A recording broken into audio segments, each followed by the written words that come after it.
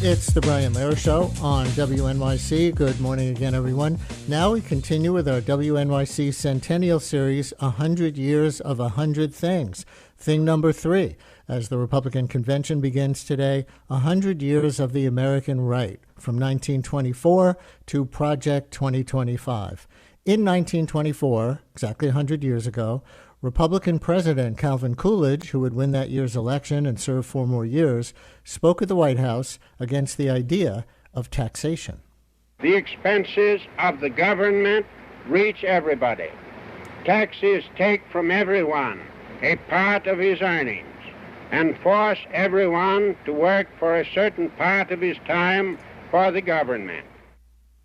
President Calvin Coolidge, in 1924, about 10 years after the federal income tax constitutional amendment was passed, and a century ago. We will start in 1924 now.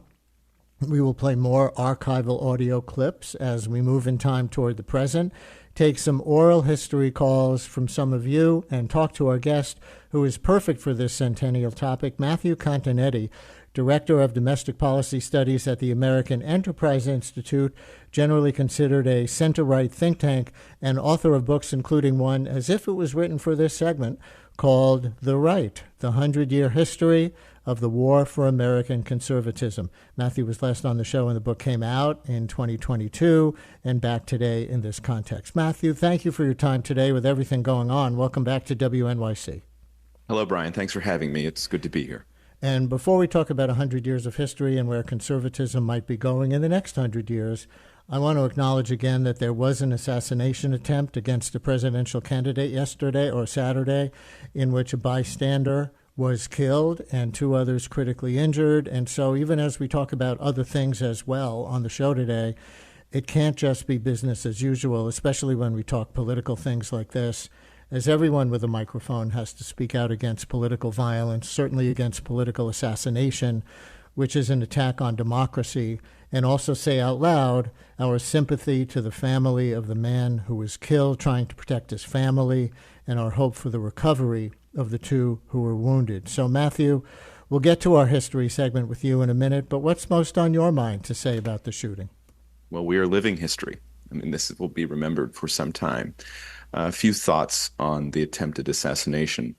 One is Donald Trump's reaction, I think, will also be remembered in history for ages to come. The images of him wanting to show his face after the first rounds had been fired, not clear whether there was another shooter in the crowd at that moment, and raising his fist in defiance, I think will be justly iconic in portraits of this era for many years to come. The crowd, you already mentioned the father and volunteer fireman who was tragically killed simply for participating in a political experience, a type of political experience, a rally that doesn't normally go to places like Butler, Pennsylvania. And the larger crowd itself, I think, acted quite commendably in the midst of this horrible tragedy. And finally, I think one major question I have, Brian, is the security and the failures of the Secret Service, also the affiliate agencies, in allowing this situation to happen. Now, the Secret Service agents who rushed the stage and put their bodies between the assassin and Trump are heroes. They acted bravely. But there are larger questions about the Secret Service as an institution. And that's why I think it was very important for President Biden to say in his remarks to the nation on Sunday evening that he is ordering an independent investigation. Something went horribly wrong, and we do deserve answers. Thank you for all that. All right, let's talk history. We played the Calvin Coolidge clip from 1924, and you draw parallels with today in terms of what kind of conservatism was rising at that time after the end of World War I. Want to start there? Absolutely. I think it's a very interesting clip to choose. You know, when I look at the history of the Republican Party over the last 100 years, many things have changed. Others have not. One of the aspects of the Republican Party and the American right that has not changed is its opposition to taxation. And so you saw in that clip, or heard in that clip from Coolidge, a resistance to income taxes. And that will play out in the RNC this week as well, with Trump calling to preserve the tax cuts that he and the Republican majorities in Congress put into law in 2017, and Trump adding a new dimension to this policy by calling for no taxes on tips, clearly an appeal to service workers in many key battleground states, but also, I think, a reflection of how the Republican Party has changed in recent years toward a more working class, blue collar, non-college educated voting base. There was a big restrictionist Immigration Act passed in 1924, which basically ended the Ellis Island era. Where would you say that fit into the picture you paint as another parallel with today? Oh, I think it fits in very closely.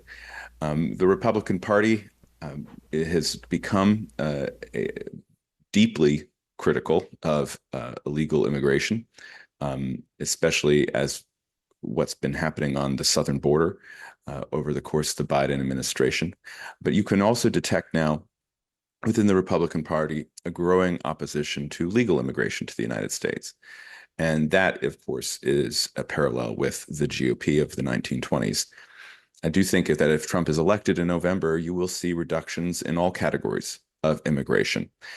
What's interesting is that we're seeing in the public opinion more broadly, not just among Republican voters who have been very much critical of immigration since really the beginning of the 21st century, but among the broader public as well. And so I think this is one area where this GOP that is resembling its character from a century ago is also consonant with developing trends in the wider American public. Just drawing one more parallel between the anti-immigration movement of that 20s and the anti-immigration movement of this 20s, was it racial and ethnic and religious in your telling of that history? Was it there were just too many Catholics and Jews coming in through Ellis Island and people not quite considered right from not quite considered white from places like Italy? I think there were many of the same arguments that were used in support of the Immigration Restriction Acts of the 20s are present today. The concern that immigration reduces wages, that native workers lose jobs to immigrants. You could see those. There is definitely a much more explicit racial dimension, as you point out, especially in terms of immigration from East Asia. That was a major issue at the turn of the 20th century. There was also, at that time, even among many progressive thinkers, belief in the pseudoscience of eugenics that contributed to the restrictionism of the era. So I think that what's interesting about the current immigration debate is what you find is that the Republican Party is adopting immigration restrictionism much more explicitly than it had before Trump, while at the same time becoming much more of a diverse coalition. So you have Trump leading the charge against illegal immigration, perhaps even against immigration more broadly, while also gaining in support among Hispanic American voters and as well as many Black male voters. Before we move on through history, and listeners, if you're just joining us, we're doing our 100 Years of 100 Things series because this is the first day of the Republican Convention. Our thing number 3 today is 100 Years of the American Right with Matthew Continetti, who wrote the book, The Right, the 100-Year History of the War for American Conservatism. Because of the news this weekend of the political violence, if we can assume that it was in some way political violence, this assassination attempt, in the 1920s, there was a surge of political violence in this country from the Ku Klux Klan and other groups you would probably call right-wing. They were at least as associated with the Democratic Party as the GOP, the Southern segregationist Democrats of that era, very present at the Democratic Convention of 1924. The Klan was. We'll talk about that next month when we cover the Democratic Convention of this year. But since we're all thinking about political violence today, would you make any comparisons between the 1920s and the 2020s in your telling of the story of the right? I think here it's just a more general characteristic of American democracy that we have experienced political violence throughout our history. I mean, prior to the 1920s, of course, the assassination attempt or a successful assassination of Abraham Lincoln, James Garfield, William McKinley. Then after the 1920s, the assassination of John F. Kennedy, attempted assassinations of Presidents Ford and Reagan. Political violence is part of the background of American democracy. What is remarkable, I think, about what happened over the weekend, Brian, is that we had not had such a close run attempt on a presidential candidate slash former president like with Trump on Saturday since 1981, and the fact that we were able to go 40 years without an incident like this occurring, I think, again, raises questions, not just of the atmosphere, the atmosphere is always there. That's why it's the atmosphere. But what were the specific mistakes that led to such a close run attempt on Donald Trump's life? And I guess maybe worth saying, pretty different from some other countries like Mexico just had their presidential election, and it was hardly in the news in this country for all the other things going on, but there were dozens of political killings in Mexico leading up to that election. You know, that's a fair point. And of course, Slovakia, Fico, had an assassination attempt of the former Japanese Prime Minister, Abe Shinzo, was killed a couple years ago. So political violence is part of the strange fabric, I think, of all societies, and democratic societies. And none on a president or a presidential candidate, as you say, in this country since the first months of the Reagan administration in 1981. Well, let's continue forward in time in this 100-year history. The landmark election of 1932, the Great Depression, was in full painful swing. Republican Herbert Hoover was president, and he lost to FDR. Spoiler alert. Here is Hoover defending his record and warning the country about the prospect of Democratic Party rule. My fellow citizens,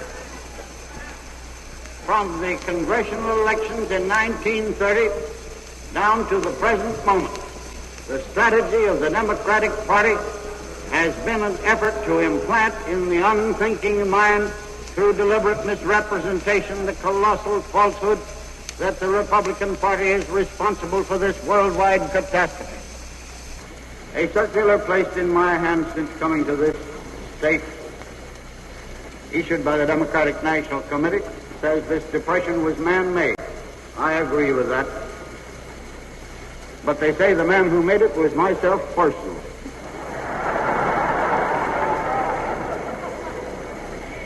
They express no gratitude that in my manufacture of this world crisis, I have let this country off easier than Russia or Western Europe or South America.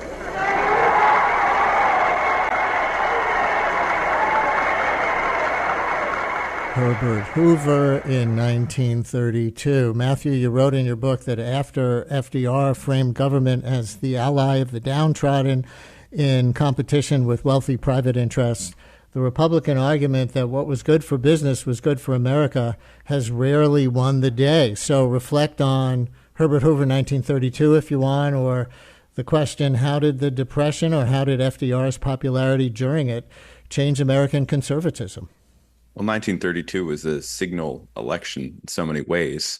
FDR's victory and the creation of the New Deal fundamentally restructured the relationship, I think, between Americans and the federal government, changed the relationship between the states and the federal government, and changed this broader idea, Brian, as you suggest, of what role the government should play in the administration of the national economy, leaving all of the anti-Roosevelt forces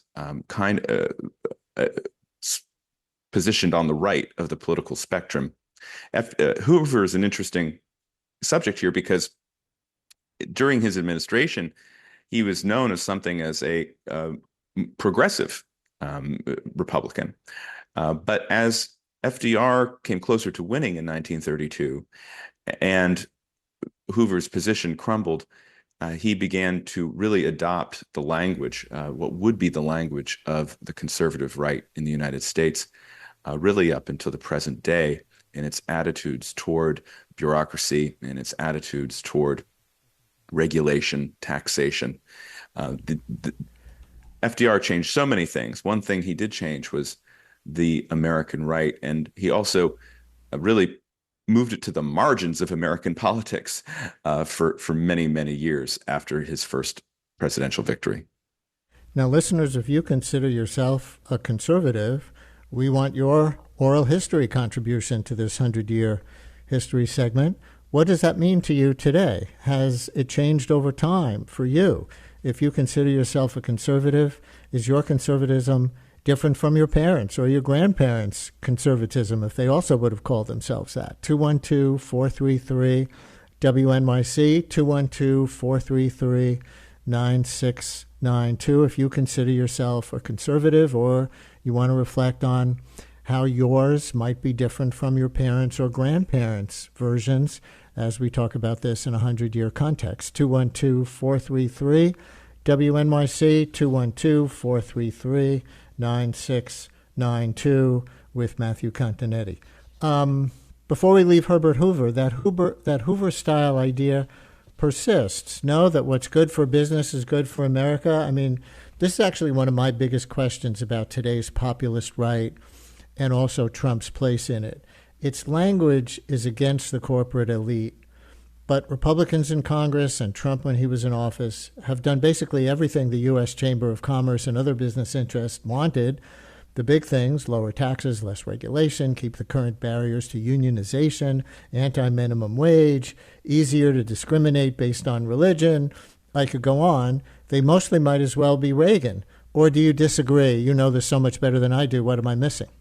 Well, I do disagree, and I think it rests on a distinction between the national economy and the international economy. So the Chamber, for example, has historically been a great supporter of immigration to the United States, and that's clearly something that the Trump Republican Party disagrees with the Chamber of Commerce on.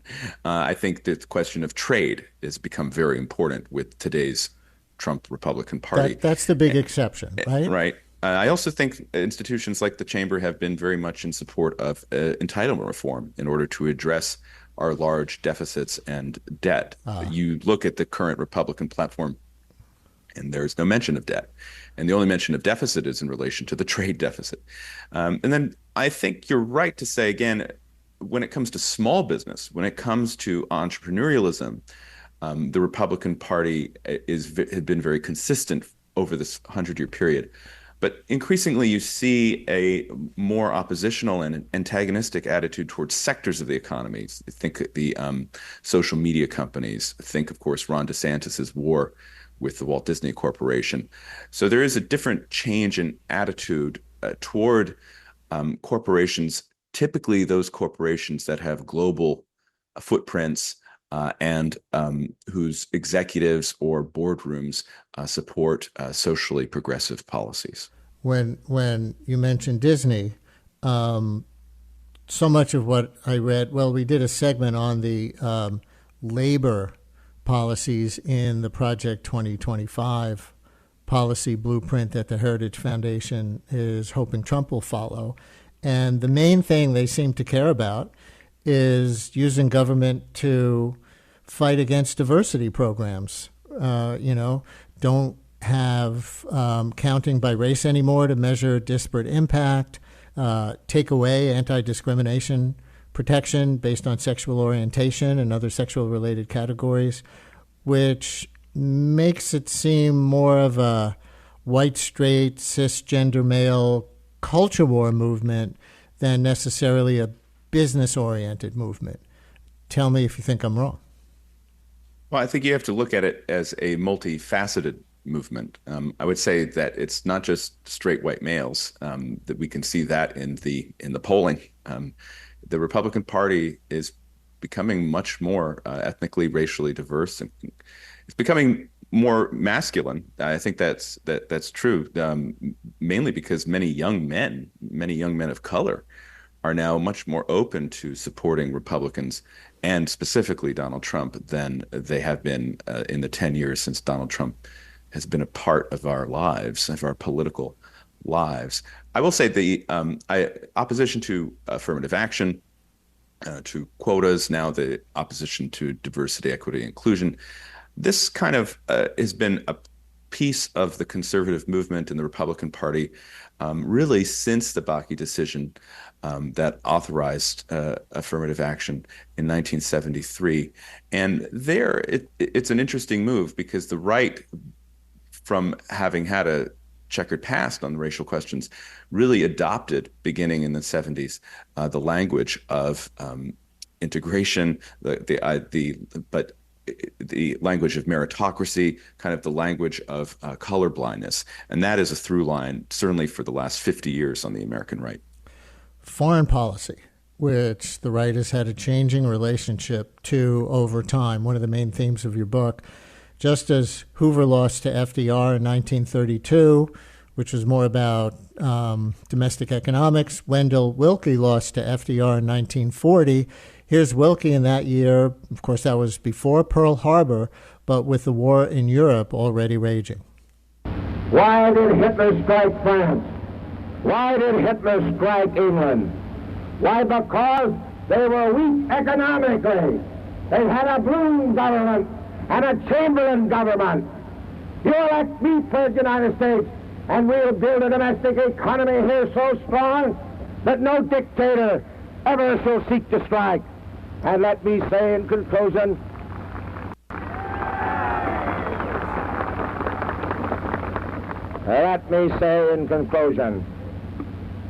that I, who saw service during the entire period of the last war, and I know what it is to send men to the shambles of trenches. If you elect me President of the United States, I shall never send an American boy to fight in any European war.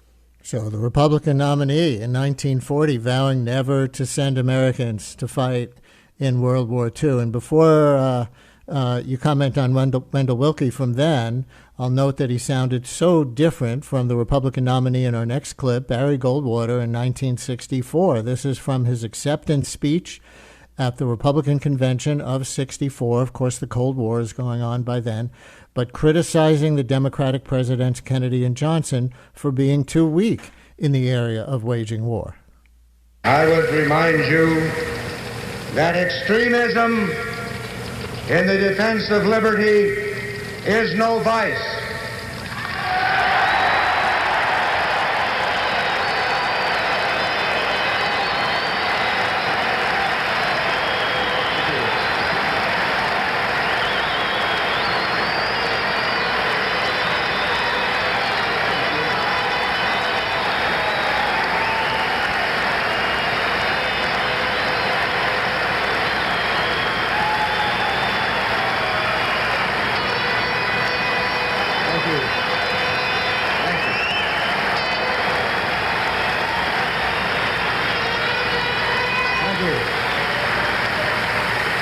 Can you hear me? And let me remind you also that moderation in the pursuit of justice is no virtue.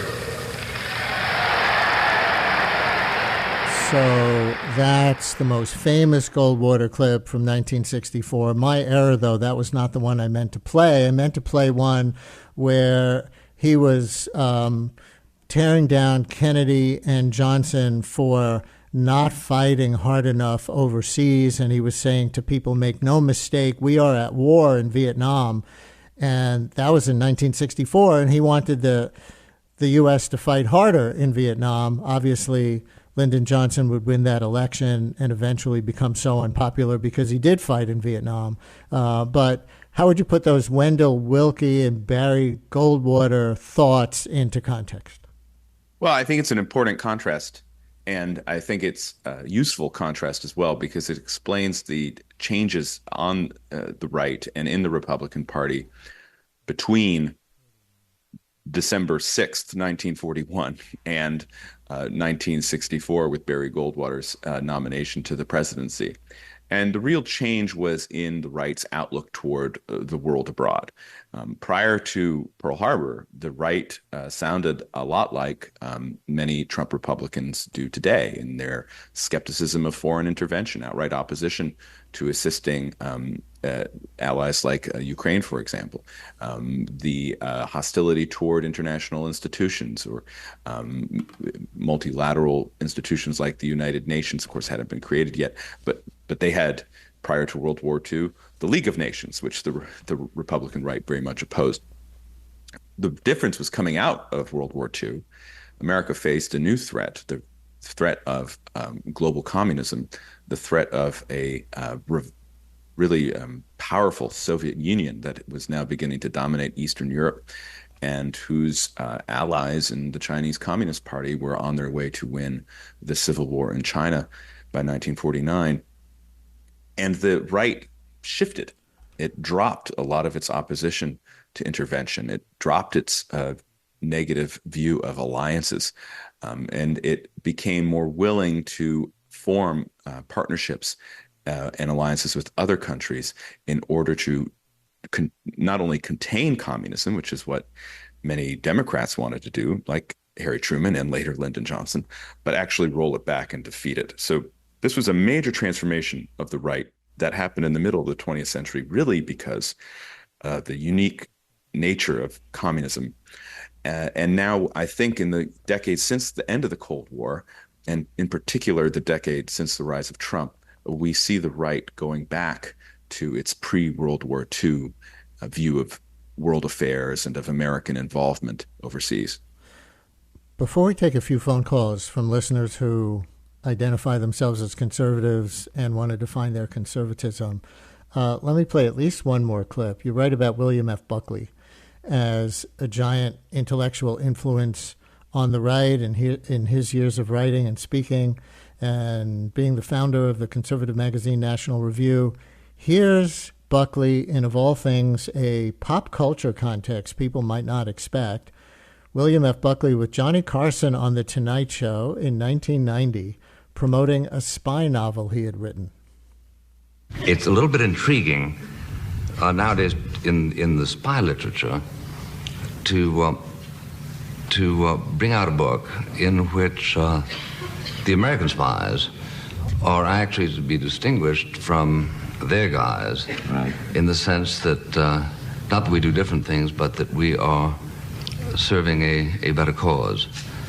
In the last 10 or 15 years, there's been a tendency, I think regrettable, to assume that if you push an old lady and somebody else pushes an old lady, that which is similar between you and that other person is that you both push old ladies, not whether you're pushing the old lady away from the way of a bus and the other fellow's pushing the old lady in the way of the bus. Yeah.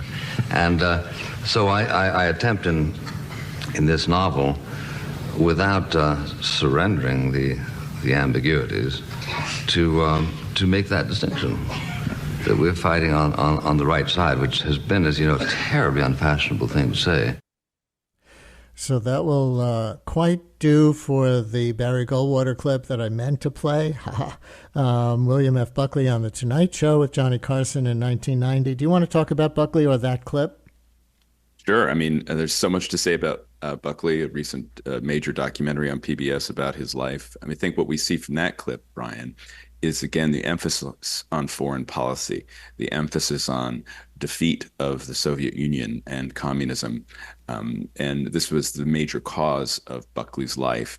And it was something that he was willing to argue for in a variety of different contexts. And the other aspect of note in that clip is he's talking about a spy novel he wrote. Buckley wrote dozens and dozens of books. He wrote about a book a year.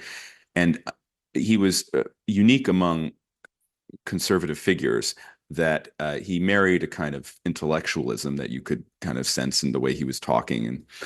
with a broad public appeal. I mean, he was one of these mid-century American intellectuals who was kind of broadly recognized throughout the country and the world as representative of a serious point of view that should be taken seriously. And he fought very hard for that. And I think when we compare that to the media landscape today, we see a very different media landscape. We see a landscape where voices on the right are very loud and certainly have a large role to play in the conversation, but there's no one figure who is kind of universally recognized as the leader of the conservative intellectual movement in the United States, like Buckley was at the time. So it's a comment both on his unique talents and the changing media landscape across the decades. We are in our series, if you're just joining us, 100 Years of 100 Things. This is thing number 3 today, 100 Years of the American Right, on this first day of the Republican Convention with Matthew Continetti from the American Enterprise Institute and author of The Right, the 100-Year History of the War for American Conservatism. We put out a call, an invitation to some of you who consider yourselves conservatives to talk about what that means to you today, and if that is different from whatever your parents or grandparents, perhaps, if they considered themselves conservatives, might have meant. And let's take a couple of calls, oral history calls. Dante and Toms River, you're on WNYC. Hello, Dante. Hi, Brian. Great show. Before I'm couched in any one word, my grandfather came at the turn of the 20th century, Italian, built a business from being a bootblack, had 9 properties, 10 children, was a devout Republican, even during the Depression era when he lost all of his properties. He felt that the Republican Party reflected freedom from when he came from Italy, where he was starving. I guess I got that kind of gene because the context of your question has to be understood. I'm a boomer. I enlisted in the Navy in 70. I was during Vietnam. I saw that the fight, while it may have been noble in spirit, and while the boys who went there, we all felt the same way. Before the country, we swore an oath. But we were misled, whether it was the Democrat or Republicans as a convention. The thing that we were misled by was the truth of history. Ho Chi Minh was not anti-American. In fact, he was the opposite. Roosevelt threw him out of the White House when he came to visit. When you look at people, look at what they do, not what they say. So I'm a conservative who's an entrepreneur. Lower taxes, definitely more freedom, less government. It's just that America was built on that. Anything less than that doesn't mean that I don't have a heart. That I listen to NPR. I get my heart from NPR. But boy, do you guys get my spirit going. But this is a great show. I'm glad you guys are having it. Thank you very much, Dante. Appreciate it. Diana in Brooklyn, you're on WNYC. Hi, Diana. What? Diana, are you there? Yes, I'm there. Hello? Hi there. You know, Yes. it's interesting. I sort of have the opposite from the caller that just was. All right, I was a post-war child, born to Jewish refugees from Europe. My mother came before the war, and she was a very fervent Democrat.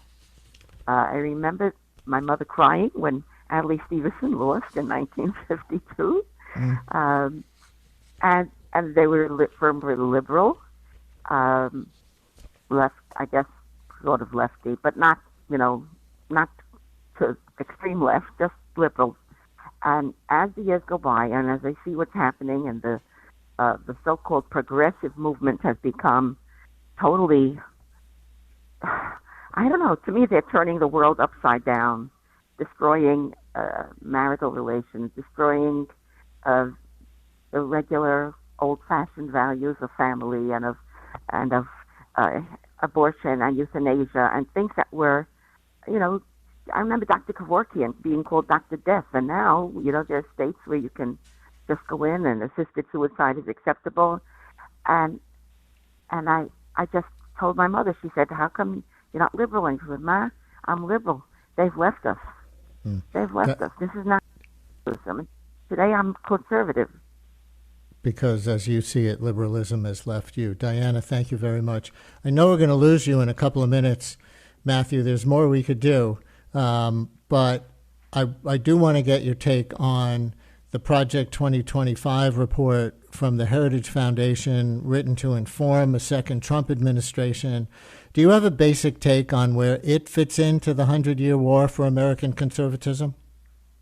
Absolutely. I mean, having looked at Project 2025, it has two components. One is vetting potential staffers, and the second component is the policy agenda, the telephone-sized book that has all these different policies for another Trump term. You see areas of major continuity that the first caller was talking about in terms of the emphasis on business freedom. But you also see some places where you have the new Trumpian elements, the modifications to the right on trade and on immigration that make the Republican Party more like its pre-World War II self. I would say, Brian, I had always been kind of skeptical of the stories that said that Project 2025 was somehow going to be immediately imposed on America in the event of a Trump victory, just because it wasn't coming from Trump. And sure enough, we've had repeated messages from both Trump and his top two advisors, who will play key roles in any administration, that sure, you have this out there, but it's unlikely that it will be directly transferred into policy.